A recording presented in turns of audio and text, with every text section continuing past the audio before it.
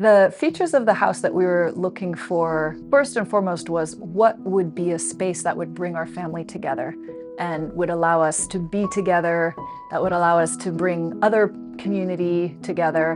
And that was the most important thing. So first and foremost, it had to be large enough. We have a large family, so it had to have at least 6 bedrooms.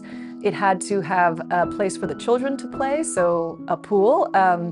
It had to have enough property that we could explore, but still be close to a village or a town. That was very important to us. We wanted to be in Italy. We wanted to be not just in a beautiful home on a hill where we never saw anyone. We can do that in any country. There were 7 of us involved, and it became clear very early on that we were going to need help. We interviewed 6 different companies, and Dolce Living was the one that really stood out to us just for sense of ease, sense of very clear knowledge, very, very organized,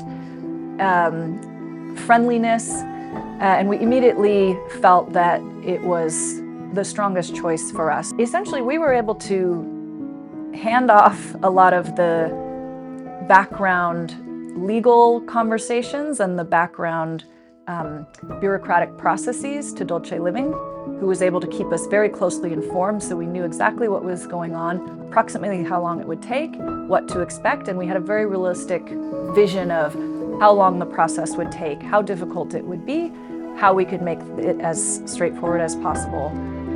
And we hit our deadline exactly as we had scheduled and moved into the house exactly on that day. Now that we've purchased the home and we've started to settle in, I think the thing that surprised me is how quickly we felt at home. We've been here 1 week and we don't want to leave. There's nowhere else we want to be.